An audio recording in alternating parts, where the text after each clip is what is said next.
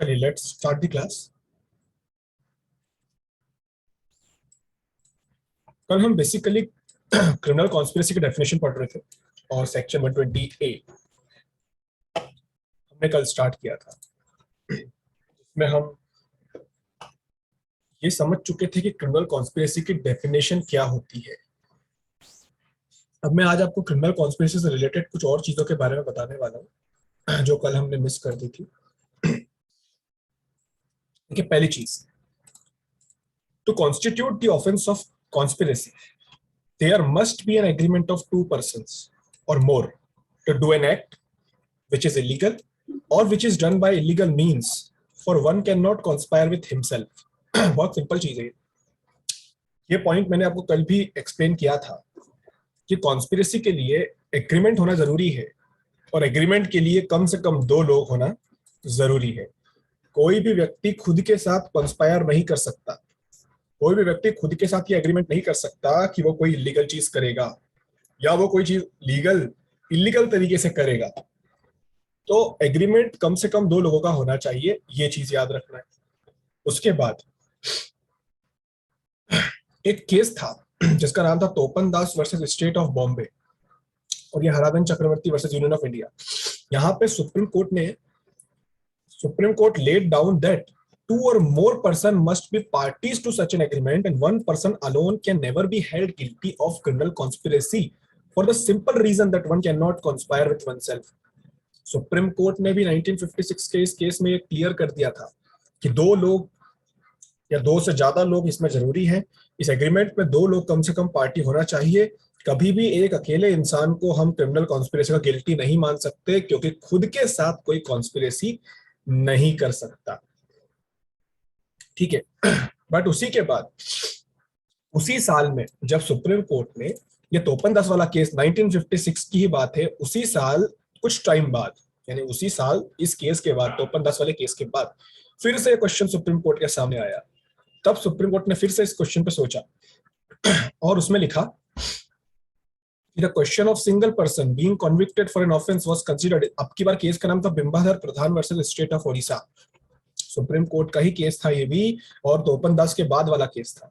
इसमें supreme court ने कहा that it is not essential that more than one person should be convicted of the offense of criminal conspiracy. It is enough if the court is in a position to find that two or more persons were actually concerned in the criminal conspiracy। मतलब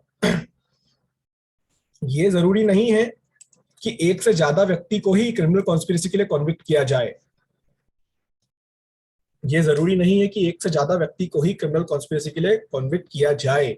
it is enough if the court is in the position to find that two or more person were actually concerned in the conspiracy। मतलब कि दो या दो से ज्यादा व्यक्ति actually उस क्रिमिनल कॉन्स्पिरेसी में कंसर्न होना चाहिए, यानी उसमें पार्टिसिपेट होना चाहिए।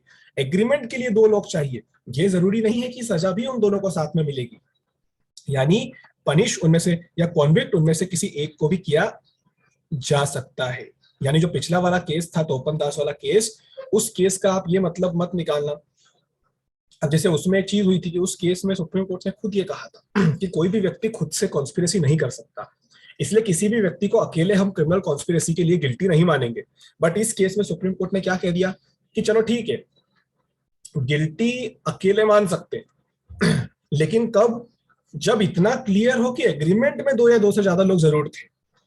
मतलब एग्रीमेंट में जो क्रिमिनल कॉन्स्पिरेसी का एग्रीमेंट हो रहा था उसमें दो या दो से ज्यादा लोग होना चाहिए, चाहे फिर भले ही उनमें से गिल्टी कोई एक ही प्रूव हो जाए। तो पनिश हम किसी एक को भी कर सकते हैं, कॉन्विक्ट हम किसी एक को भी कर सकते हैं। That is a matter of evidence. ठीक है, तो ये दोनों चीजें याद रखना। उसके बाद since conspiracy requires at least two persons where two or more persons only were charged and all but one of them were acquitted, the remaining accused could not be convicted under section 120B IPC as he could not have conspired with himself। फिर देखो 1956 में ये supreme Court का मैंने आपको case बताया अभी। इसमें 1956 में सुप्रीम कोर्ट ने क्या कहा कि एग्रीमेंट में दो या दो से ज्यादा लोग हो, बट ये जरूरी नहीं है कि आपको हमेशा एक से ज्यादा व्यक्ति को ही क्रिमिनल कॉन्स्पिरेसी के लिए कॉन्विक्ट करना पड़ेगा, आप एक को भी कर सकते हो। फिर सुप्रीम कोर्ट के सामने एक केस आया 1972 में भगत राम करके एक केस था, बड़ा फेमस केस था ये भी। फिर सुप्रीम कोर्ट के सामने यहाँ पे एक मैटर आया कि अब क्या करें। तो यहां पे सुप्रीम कोर्ट ने क्या कहा कि कॉन्स्पिरेसी के लिए कम से कम 2% चाहिए, कॉन्स्पिरेसी के लिए कम से कम 2% चाहिए। तो जहां पे दो या दो से ज्यादा लोगों के ऊपर क्रिमिनल कॉन्स्पिरेसी का चार्ज बना है and all but one of them were acquitted, all but one of them were acquitted का मतलब है कि दो या दो से ज्यादा लोगों के ऊपर चार्ज बना था क्रिमिनल कॉन्स्पिरेसी का, और सपोज करो 4 लोगों के ऊपर क्रिमिनल कॉन्स्पिरेसी का चार्ज बना, उन 4 में से ऑल मतलब कि 3 बट 1 मतलब कि कोई सा एक, मतलब उसमें से 3 एक्विट हो गए, सिर्फ एक बचा है। सपोज कर लो 4 लोगों के ऊपर क्रिमिनल कॉन्स्पिरेसी का चार्ज बना है, जिनमें से 3 एक्विट हो गए, सिर्फ एक बचा है। तो सुप्रीम कोर्ट ने कहा कि the remaining accused could not be convicted under section 120 BIPC as he could not have conspired with himself, क्योंकि वो अकेला खुद से तो कॉन्स्पिरेसी किया नहीं होगा ना, 4 लोगों ने वहां पे कॉन्स्पिरेसी की थी जिसमें से 3 लोग एक्विट हो गए हैं, तो ये अकेला खुद से कॉन्स्पिरेसी थोड़ी करेगा, तो इसको क्यों पनिश करे। तो भगत राम के केस में एक बार फिर सुप्रीम कोर्ट ने कौन सा व्यू ले लिया कि अकेले पर्सन को कन्विक्ट नहीं करने वाले। ये चेन ऑफ केस चल रही है, देखो एक के बाद एक के बाद एक, ऐसा ही होता है रियल में भी, चेन ऑफ केस इसी को कहते हैं। तो अभी फाइनल व्यू क्या चल रहा है, अभी फाइनल व्यू ही चल रहा है कि कम से कम 2 लोग होना चाहिए, और अगर 2 या 2 से ज्यादा लोगों ने पार्टिसिपेट किया है क्रिमिनल कॉन्स्पिरेसी में लेकिन सारे के सारे एक्विट हो जाते हैं, बट कोई एक अकेला बच जाता है, तो उस एक अकेले को भी हम कॉन्विक्ट नहीं करेंगे, क्योंकि वो अकेला खुद के साथ कॉन्स्पिरेसी नहीं कर सकता। ठीक है, तो ये चीजें आपको यहाँ पे समझना पड़ेगी। आप बाकी चीजें पढ़ लीजिएगा, बहुत अच्छे तरीके से मैंने यहाँ लिख रखी है। उसके बाद meeting of mind is essential, mayor knowledge of discussion is not sufficient for conspiracy. Conspiracy जो लोग करते हैं, जो 2 या 2 से ज्यादा लोग मिलकर कॉन्स्पिरेसी करते हैं, उनका दिमाग मिलना, उनका मीटिंग ऑफ माइंड बहुत एसेंशियल है। सिर्फ वो एक दूसरे को जानते हैं या उनको एक दूसरे के डिस्कशन का नॉलेज है, ये चीज सफिशिएंट नहीं है कॉन्स्पिरेसी के लिए। कॉन्स्पिरेसी के लिए उनके माइंड मीट होना चाहिए। दूसरी चीज, क्रिमिनल कॉन्स्पिरेसी का ऑफेंस एक सब्सटेंसिव ऑफेंस होता है, ये अपने आप में एक ऑफेंस कहलाता है। तीसरी चीज, mere agreement to commit an offence is punishable even if no offence take place pursuant to the illegal agreement. यानी यहाँ पे बेसिकली क्रिमिनल कॉन्स्पिरेसी जो चीज होती है, यहाँ पे ऑफेंस पनिशेबल नहीं होता है, यहाँ पे वो इलीगल एग्रीमेंट पनिशेबल होता है। तो अगर आपने सिर्फ कोई ऑफेंस करने के लिए एक एग्रीमेंट किया है, चाहे फिर उस एग्रीमेंट से ऑफेंस हुआ ही नहीं हो, बट आपने चूंकि एक इलीगल एग्रीमेंट किया है, वहीं पे क्रिमिनल कॉन्स्पिरेसी आपकी कमिट हो जाएगी। कि 2008 में भी सुप्रीम कोर्ट ने इसको क्लियर कर दिया था कि सिर्फ इलीगल एग्रीमेंट यहाँ पे एक पनिशेबल ऑफेंस होता है, चाहे भले ही उस इलीगल एग्रीमेंट के कारण कोई ऑफेंस हुआ हो या ना हुआ हो। और इसको हम कैसे कहते हैं, इसको हम कहते हैं कि the actus reus is in a conspiracy is the agreement to execute the illegal conduct. फिर कोई पूछेगा कि सर हर ऑफेंस के लिए एक्टस रियस चाहिए होता है, यानी कुछ एक्ट चाहिए होता है। एक तो चाहिए गिल्टी माइंड मेंस रिया, और दूसरा चाहिए एक्टस रियस। तो इस केस में एक्टस रियस क्या होता है, तो समझ लो कि वो जो कॉन्स्पिरेसी का एग्रीमेंट आप कर रहे हो, वो जो एग्रीमेंट आप कर रहे हो इलीगल, बस वो एग्रीमेंट ही यहाँ पे एक्टस रियस होता है। ऑफेंस हो ये इसका एक्टस रियस नहीं होता, वो इलीगल एग्रीमेंट का एग्जीक्यूशन हो ये इसका एक्टस रियस नहीं होता। The actus reus in this case is the conspiracy itself, the illegal agreement itself. ये भी जरूरी नहीं है कि सारे के सारे कॉन्स्पिरेटर को पार्टिसिपेट करना पड़ेगा from the inception to the end of the conspiracy. यानी अगर कॉन्स्पिरेसी सपोज करो 2 लोगों ने मिलकर शुरू की थी और एक तीसरा पर्सन थोड़े टाइम बाद उसमें ज्वाइन करता है, तो वो भी कॉन्स्पिरेसी के अंदर इंक्लूड होगा। मतलब हम ये नहीं कह सकते कि कोई पर्सन जो कॉन्स्पिरेसी में बाद में ज्वाइन करता है उसका इंटेंशन अलग होगा तो उसको क्रिमिनल कॉन्स्पिरेसी से अलग रखो, नहीं।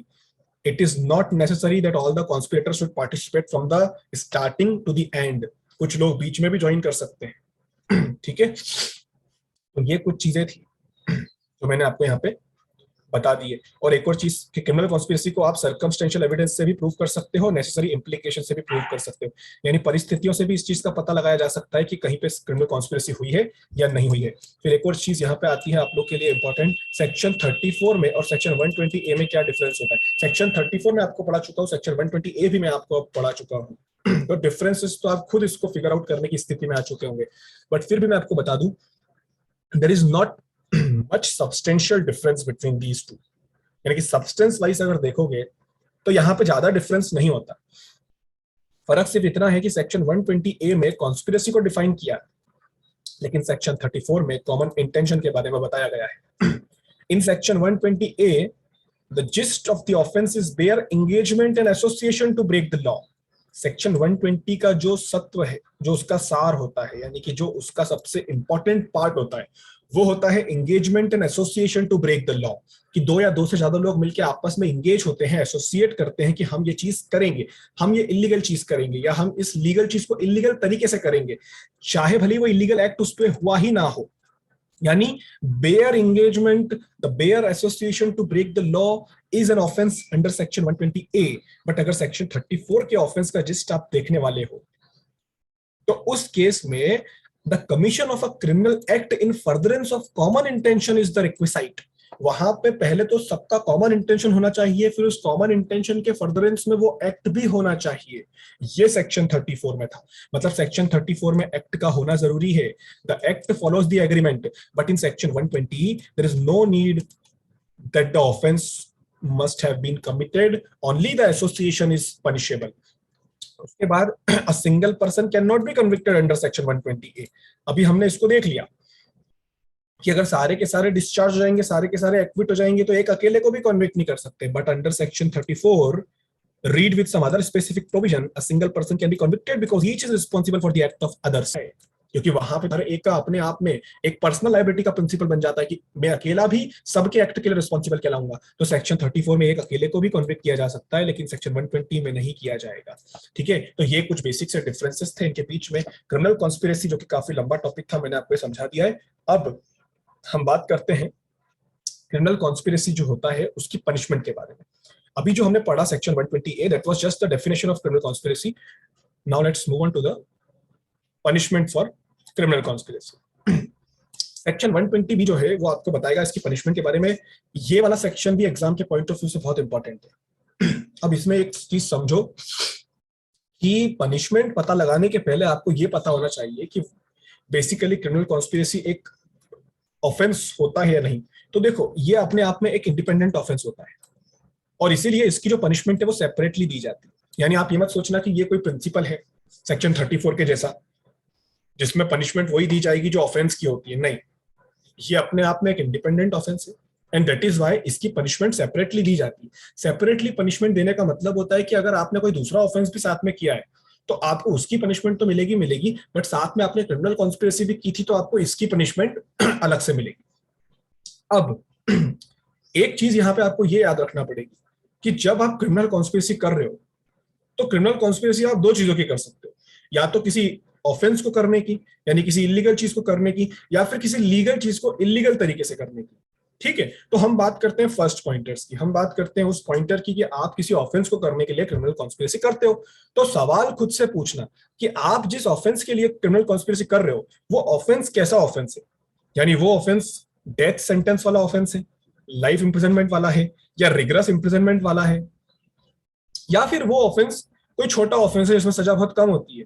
ठीक है, तो ये सवाल आपको यहाँ पे याद रखना पड़ेगा। और यहाँ पे जो क्राइटेरिया है वो है death, life imprisonment, rigorous imprisonment for a term of 2 years और अपवर्ड। मतलब रिग्रेस इंप्रिजनमेंट 2 साल या उससे ज्यादा की।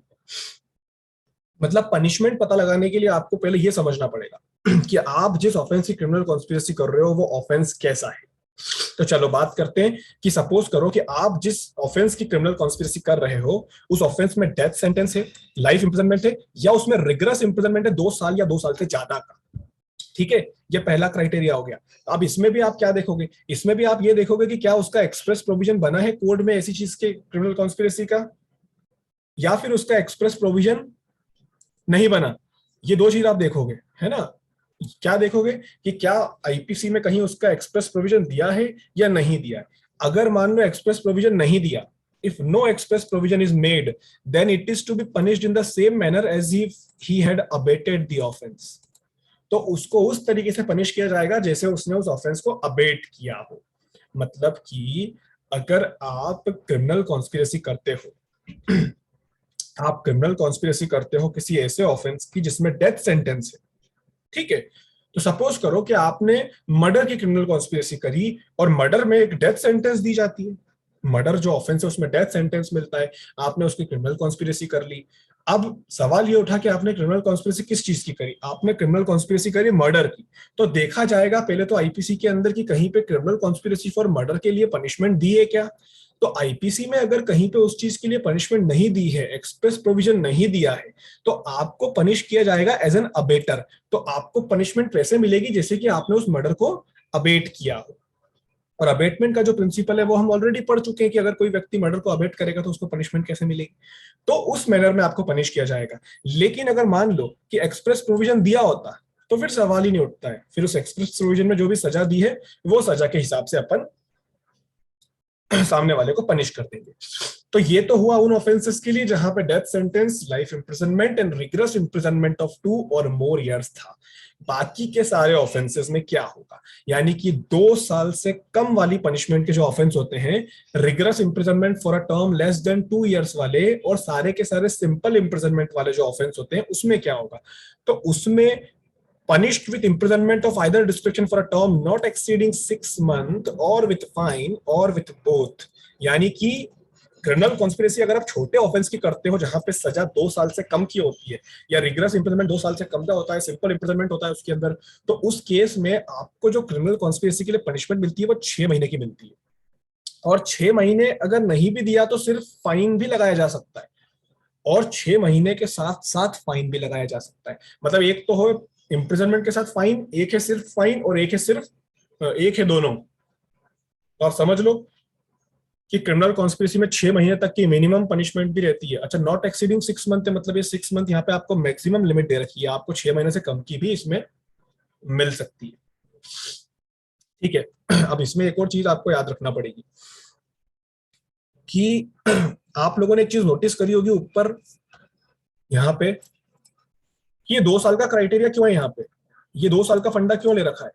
डेथ सेंटेंस समझ में आता है, लाइफ इंप्रिजनमेंट समझ में आता है, लेकिन rigorous imprisonment for a term of 2 और मोर इयर्स, 2 या 2 से ज्यादा साल वाला, इसके पीछे भी एक रीजन है। देखो, आप सीआरपीसी पढ़ोगे तो आपको सीआरपीसी में मालूम पड़ेगा कि सीआरपीसी के अंदर एक सेक्शन 196 है, सेक्शन 196 सब सेक्शन 1A का क्लॉज 2, उसमें लिखा है कि अगर कोई ऐसे ऑफेंस की क्रिमिनल कॉन्स्पिरेसी की जाती है जिसकी सजा लेस देन 2 इयर्स हो, तो उस केस में क्रिमिनल कॉन्स्पिरेसी का ऑफेंस बनने के पहले प्रोसिक्यूशन का सैंक्शन लेना पड़ेगा, या तो स्टेट गवर्नमेंट से या फिर डिस्ट्रिक्ट मजिस्ट्रेट से। मतलब अगर कोई व्यक्ति 2 साल से कम ऑफेंस वाले, 2 साल से कम पनिशमेंट वाले ऑफेंस क्रिमिनल कॉन्स्पिरेसी करता है, तो उस केस में जो क्रिमिनल कॉन्स्पिरेसी का ऑफेंस है वो डायरेक्टली उसके ऊपर नहीं बन जाएगा, या उसके ऊपर डायरेक्टली केस चलना शुरू नहीं हो जाएगा।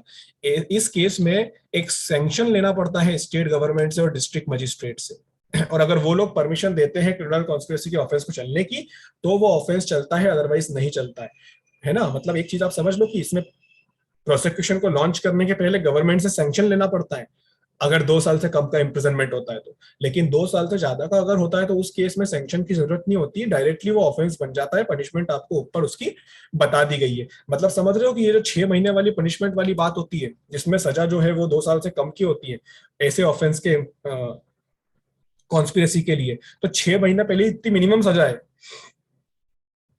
और उसके लिए भी सैंक्शन जो है वो प्रोसिक्यूशन को गवर्नमेंट से लेना पड़ रहा है, डिस्ट्रिक्ट मजिस्ट्रेट से लेना पड़ रहा है कि ऐसा ऐसा ऑफेंस बन रहा है, चला लेके। ठीक है, उसके बाद देखो एक 1999 का केस था, सुप्रीम कोर्ट का बड़ा famous case, state of Tamil Nadu through SP CBI versus Nalini. इस केस में सुप्रीम कोर्ट ने कॉन्स्पिरेसी को पूरा समराइज किया था कि कॉन्स्पिरेसी क्या है, कैसे होती है, क्या होती है। तो देखो, पहले तो ये समझ लो कि क्रिमिनल कॉन्स्पिरेसी जो है, मैंने कल बताया था, it is an exception to the general law where the intent alone does not constitute a crime. कोई समझाने की जरूरत नहीं है, कल समझा चुका हूं। Act subsequent to the achieving of object may tend to prove that a particular accused was party to the conspiracy। कोई भी व्यक्ति किसी कॉन्स्पिरेसी में पार्टी था या नहीं था, ये चीज का पता लगता है उसके एक्ट से। जो व्यक्ति कुछ एक्ट करता है, उसके एक्ट से देखा जाता है कि उसने वो एक्ट क्यों किया, यानी किसी ऑब्जेक्ट को अचीव करने के लिए उसने वो एक्ट किया है, और जो ऑब्जेक्ट को अचीव वो करना चाहता था, वो ऑब्जेक्ट उन 2-3 लोगों के बीच के एग्रीमेंट का एक पार्ट था। इस चीज से पता लगाया जाता है कि वो सारे के सारे कॉन्स्पिरेसी में शामिल हुए।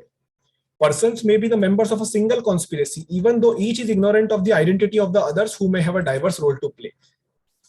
हो सकता है कि कॉन्स्पिरेसी में 2 से ज्यादा लोग होते हैं, बहुत सारे लोग होते हैं, तो ये जरूरी नहीं कि हर एक मेंबर को दूसरे मेंबर की आइडेंटिटी के बारे में भी पता हो कि उसका रोल क्या है। ये जरूरी नहीं कि सबको एक दूसरे के बारे में पता हो, बस सिंपल सी चीज है कि उनका एक एग्रीमेंट होना चाहिए और ऑब्जेक्ट जो होना चाहिए वो एक होना चाहिए। बाकी किसका क्या रोल है अगर वो नहीं भी जानते एक दूसरे को आपस में, तो उसका मतलब ये नहीं कि वो कॉन्स्पिरेसी में नहीं है, तब भी वो कॉन्स्पिरेसी में कहलाएंगे। चौथी चीज, existence of a conspiracy have to be inferred from the circumstance and the conduct of the accused। किसी accused के बीच में conspiracy है या नहीं, ये circumstances से पता लगाया जाता है। When two or more persons agree to commit a crime of conspiracy, then regardless of making or considering any plan for its commission, and despite the fact that no step is taken by any such person in carrying out their purpose, a crime is committed by each and everyone who joins in this agreement। यानी कि ये जरूरी नहीं है कि जिन लोगों ने agreement किया है आपस में, वो उस एग्रीमेंट को अंजाम देने के लिए अपने अपने तरफ से कुछ एक्शन भी ले, ये बिल्कुल भी जरूरी नहीं है। अगर उनने कोई स्टेप नहीं भी ली है तो भी वो उस एग्रीमेंट का पार्ट जब तक है तब तक वो क्रिमिनल कॉन्स्पिरेसी का पार्ट कहलाएंगे। It is not necessary that all the conspirators should agree to the common purpose at the same time। ये भी जरूरी नहीं है कि वो सारे के सारे कॉन्स्पिरेटर्स जो हैं वो एक ही वक्त पे वो एग्रीमेंट कर रहे हो सकता है कि दो लोगों ने एग्रीमेंट आज किया हो, तीसरे को कल ऐड किया हो, चौथे को परसों ऐड किया हो, तो भी ये कॉन्स्पिरेसी कहलाएगी। ये जरूरी नहीं है कि सबको एक समय पे बैठ के एक पर्पस पे एग्री होना पड़ेगा, ये इंपॉर्टेंट नहीं है। प्रोसिक्यूशन जब कभी इस केस को साबित करेगी तो उसे सिर्फ उसे वो एविडेंस देना है जिसमें वो सामने वाले को दिखा रहा है कि एक्यूज्ड को नॉलेज था इस कॉन्स्पिरेसी का। सिर्फ नॉलेज जरूरी नहीं है, उसे एग्रीमेंट भी प्रूव करना पड़ेगा। यानी प्रोसिक्यूशन को क्रिमिनल कॉन्स्पिरेसी के केस में सिर्फ ये प्रूव नहीं करना होता है कि ये एक्यूज्ड को नॉलेज था कि ये ऑफेंस कर रहा है।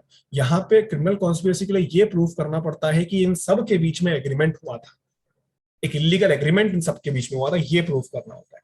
ठीक है, तो ये आपको याद रखना पड़ेगा। और ये चीज की इस ऑफेंस का जो सबसे मेन पार्ट होता है वो होता है अनलॉफुल एग्रीमेंट, ना कि उसका अकम्प्लिशमेंट। अकम्प्लिशमेंट इसका इंपॉर्टेंट इंग्रेडिएंट नहीं होता है। इस क्राइम का जो एसेंस है वो है अनलॉफुल एग्रीमेंट।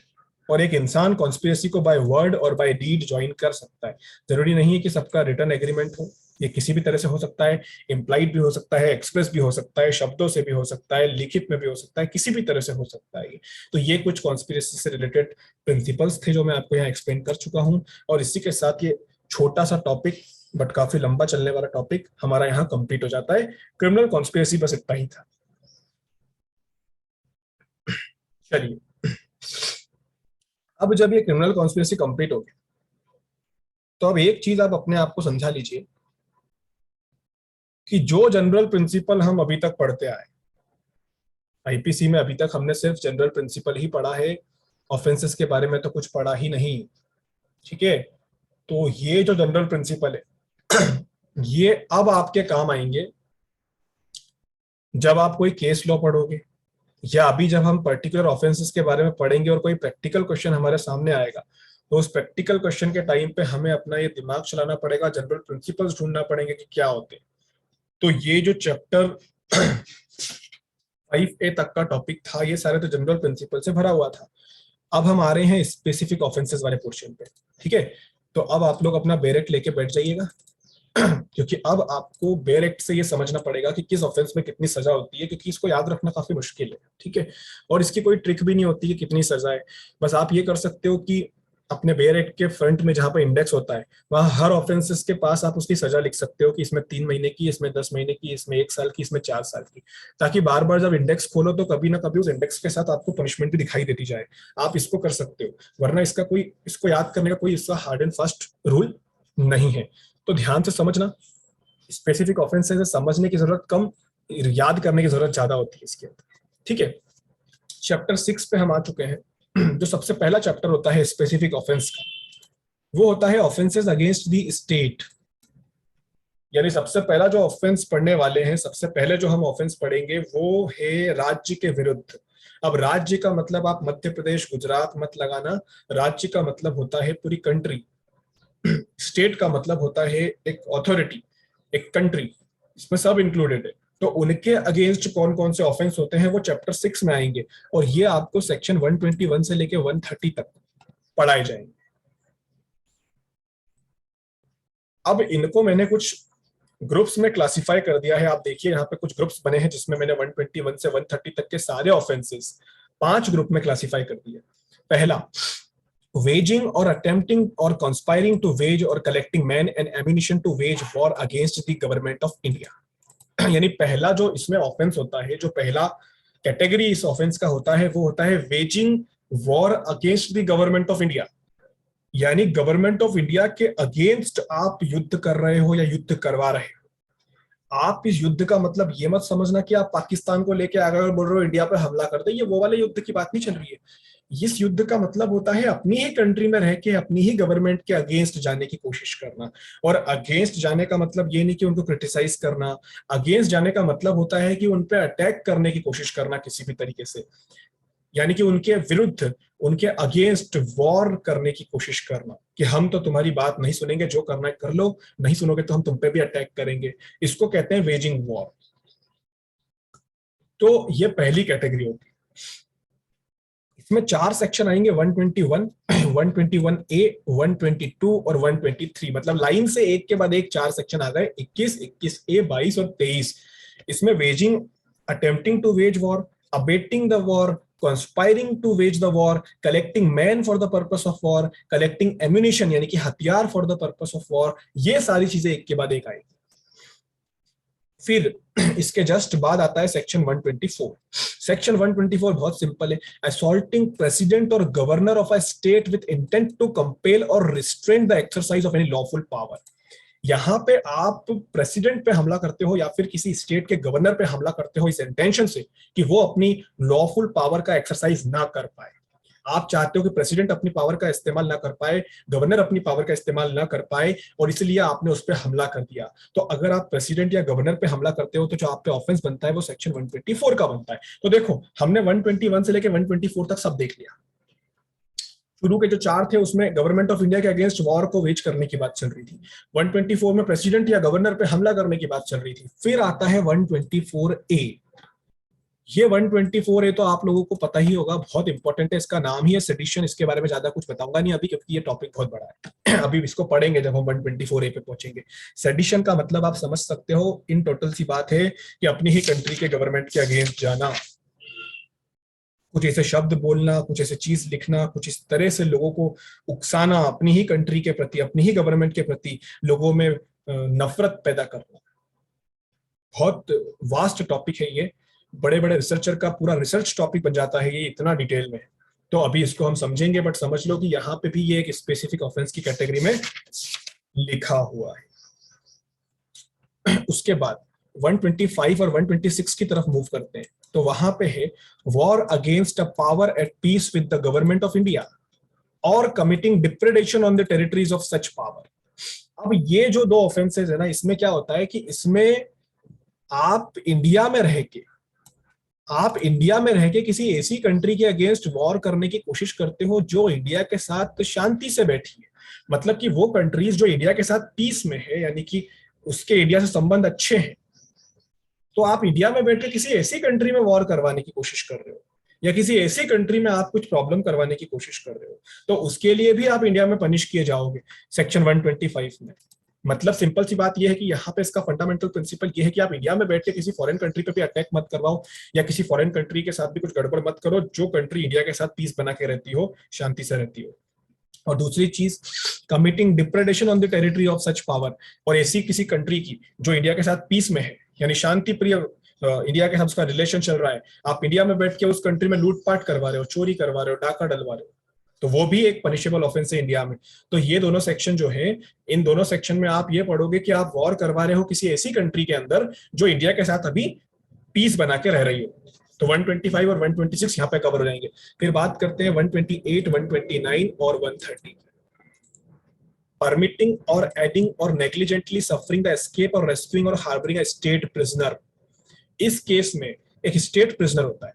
स्टेट प्रिजनर का मतलब होता है कोई ऐसा कैदी जिसने अपनी स्टेट गवर्नमेंट या अपनी स्टेट यानी कि इंडिया या कोई सी पर्टिकुलर स्टेट गवर्नमेंट के अगेंस्ट कोई ऑफेंस किया हो और वो प्रिजनर का मतलब कि वो जेल में है, तो किसी ने उसको परमिट कर दिया जेल से भागने के लिए, या किसी ने उसको जेल से भगवाने में हेल्प कर दी, या जो जेलर वगैरह है, जो भी उसको जेल में रखने की जिसकी जवाबदारी है, वो इतना नेग्लिजेंटली काम कर रहा है कि उसके नेग्लिजेंसी के कारण वो प्रिजनर भाग गया, तो 125 और 126 यहाँ पे कवर हो जाएंगे। फिर बात करते हैं 128, 129 और 130। परमिटिंग और एडिंग और नेग्लिजेंटली सफरिंग द एस्केप और रेस्क्यूइंग और हार्बरिंग अ स्टेट प्रिजनर। इस केस में एक स्टेट प्रिजनर का मतलब होता है कोई ऐसा कैदी जिसने अपनी स्टेट गवर्नमेंट या अपनी स्टेट और किसी ने उस प्रिजनर को रेस्क्यू कर लिया या किसी ने उस प्रिजनर को हार्बर कर दिया, अपने घर में शरण दे दी छुपाने के लिए, तो जो व्यक्ति ऐसा करेगा वो व्यक्ति स्टेट के अगेंस्ट एक ऑफेंस कर रहा है। अगर एक स्टेट प्रिजनर जो कि अपने देश के प्रति जिसने कुछ गलत किया होगा, जो कि प्रिजनर होगा, अगर आप उसको परमिट करते हो भागने के लिए, आप उसकी सहायता करते हो, आपकी नेग्लिजेंसी से वो भागता है या आप अपने घर में उसको छुपाते हो, तो आप भी स्टेट के अगेंस्ट एक ऑफेंस करते हो। और ये ऑफेंसेस आखिरी के 3 सेक्शंस में आपको पढ़ने को मिलेंगे। तो आप देखो कि यहाँ पे स्टेट के अगेंस्ट जो ऑफेंस होते हैं उसमें क्या क्या आता है, आप लोग को भी पता चल गया होगा। Waging war, assaulting president or governor, sedition, war against the power which is in peace with the government of India, and permitting or adding or doing a like thing for rescuing और harbouring a state prisoner. ये 5 category के offences यहाँ पे state के against offence कहलाते हैं। Now we will discuss them in detail. सबसे पहले section 121, waging war. Waging, attempting to wage war, abetting the waging of war, तीनों ही चीजें आ गई इसके अंदर। खुद करवाना, सिर्फ अटेम्प्ट करना या अबेट करवाना। इस ऑफेंसेस की पहले मैं आपको कुछ आउटलाइन बताऊंगा। कॉग्निजेबल ऑफेंस होता है, बिना मजिस्ट्रेट की परमिशन के पुलिस आपको अरेस्ट कर सकती है। नॉन बेलेबल होता है, जमानत आपको इतनी जल्दी मिलती नहीं है, इजीली एज अ राइट आपको बेल नहीं मिलती। नॉन कंपाउंडेबल होता है, इसमें राजीनामा नहीं किया जा सकता, सेटलमेंट नहीं हो सकता। Tribal by court of session होता है, यानी कि सेशन कोर्ट में इसका ट्रायल चलेगा, जेएमएफसी कोर्ट में नहीं चलेगा। ये 4 चीजें आपको हर ऑफेंसेस में याद रखना पड़ेगी, क्योंकि देखो सब ऑफेंस के नीचे आपको क्लासिफिकेशन दिख रहा है, उसी क्लासिफिकेशन को मैंने यहाँ पे शो कर दिया। कॉग्निजेबल है, नॉन बेलेबल है, नॉन कंपाउंडेबल है, ट्रायबल बाय सेशन कोर्ट है। उसके बाद जिस जगह पे यहाँ पे गवर्नमेंट ऑफ इंडिया वर्ड आपको नजर आ रहा है, ये गवर्नमेंट ऑफ इंडिया वर्ड जो आपको टाइटल में दिख रहा है, पहले यहाँ पे क्वीन वर्ड हुआ करता था। और क्वीन वर्ड इसलिए हुआ करता था क्योंकि 1860 में हमारा आईपीसी बना था, तब तो गवर्नमेंट ऑफ इंडिया थी नहीं, बट ये ऑफेंस तब भी था। और तब ये ऑफेंस किसके अगेंस्ट था? क्वीन के अगेंस्ट, जो कि इंग्लैंड की महारानी हुआ करती थी, उनके अगेंस्ट ये ऑफेंस था। बाद में जब हम इंडिपेंडेंट हो गए तो हमने इस क्वीन वर्ड को हटा के उसकी जगह पे गवर्नमेंट ऑफ इंडिया सब्स्टिट्यूट कर लिया। ये हमने 1950 में सब्स्टिट्यूट किया था। ठीक है, ये चीज समझ लो। अब मैंने आपको अभी थोड़ी देर पहले भी बताया था कि इस सेक्शन में एक वर्ड यूज हुआ है, वॉर। उस वॉर को आप इंटरनेशनल लॉ वाला वॉर मत समझना, मैंने यही आपको बताया था, और यही चीज यहाँ पे लिखी हुई है कि the concept of war is not to be understood in the international law sense of a inter country war. That is not a inter country war कि आप इंडिया, पाकिस्तान, नेपाल, श्रीलंका को आपस में लड़वाने की कोशिश कर रहे हो। That is not war जो यहाँ पे सेक्शन 121 बता रहा है। ठीक है, यानी मिलिट्री ऑपरेशंस की रिस्पॉन्स, मिलिट्री ऑपरेशंस वगैरह नहीं होना चाहिए यहाँ पे, वो सब चीजें इसमें नहीं आती। True criterion is the purpose और the intention with which the gathering is assembled. यहाँ पे आप अपनी ही कंट्री की गवर्नमेंट के अगेंस्ट जाने की कोशिश करते हो। लोगों को आपने इकट्ठा कर लिया, बहुत सारे लोगों को, और बहुत सारे लोगों को इकट्ठा करके आप अपनी गवर्नमेंट के अगेंस्ट भड़का रहे हो, बोल रहे हो कि गवर्नमेंट देखो अपने साथ गलत कर रही है, आज अपन इन पर अटैक करते हैं, चलो अपन पीएम को मारेंगे। और सारे के सारे लोग मारने के लिए पीएम के घर के बाहर चले जाते हैं। अब अगर वो पीएम के घर के बाहर पहुंच गए, सारे बड़े बड़े मिनिस्टर के घर के बाहर पहुंच गई भीड़ उनको मारने के लिए, तो जो व्यक्ति ये सब करवा रहा है उस पर चार्ज बना देंगे ये लोग waging war against government of India का, कि तुमने लोगों को भड़काया है कि इंडिया की गवर्नमेंट ऐसा कर रही है, वैसा कर रही है, इसलिए सारे लोग इंडिया की गवर्नमेंट को मारने आ गए। और इंडिया की गवर्नमेंट को मारने आ गए लोग, मतलब वो कहीं ना कहीं वॉर कर रहे हैं, क्योंकि वो गवर्नमेंट ऑफ इंडिया के अगेंस्ट कर रहे हैं। तो यहाँ पे जो ट्रू क्राइटेरिया है वो बस ये है कि देखो भीड़ लगेगी, अगर भीड़ लगी है तो इसका मतलब ये नहीं कि वो भीड़ वेजिंग वॉर वेज करने के पर्पस ही लगी है ना। तो यहाँ पे the object of gathering must be to attain by force and violence an object of general public nature by striking directly against the government authority। यानी जो भीड़ लगी है, जो गैदरिंग हुई है, उस गैदरिंग का इंटेंशन ये होना चाहिए कि वो गैदरिंग बाय फोर्स या बाय वायलेंस वो एक ऐसी चीज अचीव करना चाहती है जो गवर्नमेंट उनको नहीं दे रही है, बट वो उस चीज को अचीव करने के लिए गवर्नमेंट के अगेंस्ट जाने की कोशिश कर रहे हैं, गवर्नमेंट पे अटैक करने की कोशिश कर रहे हैं। ठीक है, तो ये चीज आपको समझना पड़ेगा। तो याद रखना, ये वो वाली वॉर नहीं है जहां पे इंटर कंट्री मिलिट्री ऑपरेशन ये सब नहीं होते। ठीक है, मतलब इन टोटल अब सवाल ये उठता है कि जब इतना कुछ हो नहीं रहा है तो इसको ऑफेंस बना क्यों रखा है? तो देखो, इसको ऑफेंस इसलिए बना रखा है because it is offence against the sovereignty of the state. Sovereignty of the state का मतलब होता है कि इंडिया जो है, हमारी इंडिया जो कंट्री है, उस पर सिर्फ हमारी इंडियन गवर्नमेंट का रूल चलेगा। यानी कि जो लॉफुली जिसको गवर्नमेंट बनाया है वही इस कंट्री पर रूल करेगी, और कोई भी इंसान आके उस गवर्नमेंट को फोर्स नहीं कर सकता, कोई भी इंसान आके उस गवर्नमेंट की पावर को एकदम से इलीगल नहीं डिक्लेयर कर सकता। अगर गवर्नमेंट को हटाना भी है तो उसके लिए भी लॉफुल प्रोसीजर आपको फॉलो करना होगा। सिंपल सी चीज है। तो यहाँ पे ऑब्जेक्ट सिर्फ इतना है कि कोई भी इंसान स्टेट की सोवरेनिटी के अगेंस्ट नहीं जाएगा। जिस तरह लोग भीड़ लगा के गवर्नमेंट के अगेंस्ट चले जाते हैं, अटैक करने जा रहे हैं गवर्नमेंट के ऊपर कि तुम हमें ये चीज नहीं दे रहे हो, हम खुद छीन लेंगे, ये गलत कर रहे हैं, इसलिए यहाँ पे इसको ऑफेंस बनाया है। ठीक है, अच्छा रिजॉइन कर लो, फिर आगे समझते हैं।